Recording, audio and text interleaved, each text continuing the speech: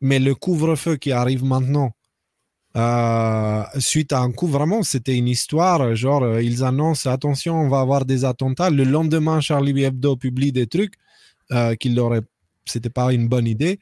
Un petit peu plus tard, on a les attentats et on finit avec un couvre-feu.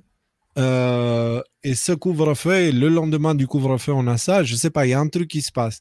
Il y a vraiment un truc qui se passe. Donc, il faudra garder un œil de ce côté-là, mais c'est pas comme ça que je vois les choses du tout. Je veux dire, là, ce que l'article me dit, je m'en fous complètement. Et ouais, juste pour continuer sur l'histoire de Charlie Hebdo, des attentats. En fait, cet après-midi, il y a un professeur qui, à l'époque, avait montré des caricatures, les fameuses caricatures de Charlie Hebdo en cours. Là, par contre, ils l'ont retrouvé décapité cet après-midi. Donc, il y a un attentat qui a eu lieu encore aujourd'hui, tu vois, pour renforcer encore plus ça renforce encore plus là, le climat de stress des gens par rapport au terrorisme. Et, c'est quoi cette Je histoire? vais te retrouver l'article. Attends, hop, je l'ai ici, je te le mets tout de suite. C'est un prof d'histoire, en fait, il avait montré des caricatures de Mahomet à sa classe. Et là, ils l'ont retrouvé décapité cet après-midi. Alors, attends, je te colle le lien. Tac. Tu l'as? Pourquoi ces caricatures existent en fait? Je veux dire, ok, la liberté d'expression, machin, mais on voit que c'est une hypocrisie. Ils en ont rien à foutre de la liberté d'expression, puisque nous, on a été censurés, tout le monde s'en fout. Enfin, les médias s'en foutent, ils ne sont pas scandalisés par la censure. Du coup, depuis quand ça les intéresse, la liberté d'expression? Ouais. Est-ce que ces caricatures, elles n'auraient pas un autre rôle et utiliser l'argument de... Bah, en fait, c'est l'argument qu'ils utilisent, il est complètement débile en plus. Parce que si la liberté d'expression, elle te permet en aucun cas d'insulter quelqu'un. Je suis désolé, moi je suis pour la liberté d'expression, par contre je suis surtout pour le respect les uns des autres.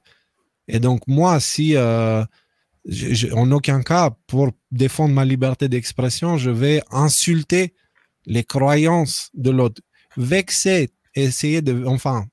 quelqu'un, c'est normal, hein, c'est dans l'échange d'idées, toujours quelqu'un qui sera vexé.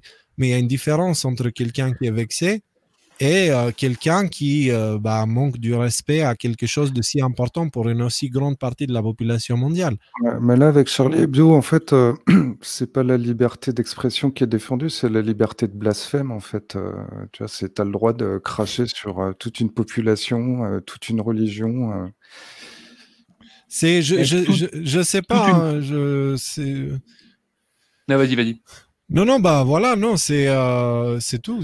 Moi, ce que je veux dire, c'est que je vois ça plutôt avec un prisme un petit peu différent, qui est le prisme qu'on a vu pendant les lockdowns, enfin les confinements et compagnie, c'est-à-dire que tu avais le droit d'aller manifester. Là, à Los Angeles, dernièrement, il y a l'équipe de basket qui a gagné, il y avait tout le monde dans la rue. Par contre, les rassemblements religieux sont interdits. Moi, j'interprète ça. Alors, toutes les lectures sont pas exclusives, hein, ça peut être un petit peu de chacune, mais moi, j'interprète ça comme un coup de plus contre les gens qui expriment une certaine forme de spiritualité, qui expriment une certaine forme de proximité avec le divin ou des choses comme ça. Ouais, Black Lives Matter, je le répète presque à chaque live, Black Lives Matter qui brûle des Bibles. Antifa et Black Lives Matter qui brûlent des églises aux États-Unis. En France, il y a une explosion au niveau des cathédrales qui brûlent. C'est pas que Notre-Dame qui a brûlé, il y en a eu d'autres. Antifa et Black Lives Matter qui vont casser des tombes avec des croix surtout. Il y a là, on a l'histoire de la juge de la Cour suprême là. Ça, on n'en a pas parlé aussi, mais il l'attaque parce qu'elle est chrétienne en fait. Par contre, est-ce que ça aurait été le cas si elle avait été juive ou musulmane? Je ne suis pas certaine. Donc, du coup, concrètement, ils sont en train d'utiliser le fait qu'elle est chrétienne pour lui coller sur le dos un tas de bêtises qu'elle ne pense pas et qu'elle n'a jamais dit pour la décrédibiliser. De l'autre côté, les démocrates, ils essayent de retirer la notion de Dieu dans l'allégeance du drapeau américain qui est le même depuis plus d'un siècle. Je veux dire, il y a un truc dans cette histoire. Il y a quand même un effort d'attaquer tous ceux qui croient en Dieu bienfaisant. C'est hyper flagrant, en fait. Donc, c'est pour ça que je vous dis, moi, ce qui me permet aujourd'hui de comprendre l'échiquier et qui est de chaque côté, C'est juste le fait que j'ignore surtout pas la spiritualité. Quand je parle de spiritualité, je parle pas de chakra, machin, Bouddha et tout ça. Je parle de l'histoire de la Bible.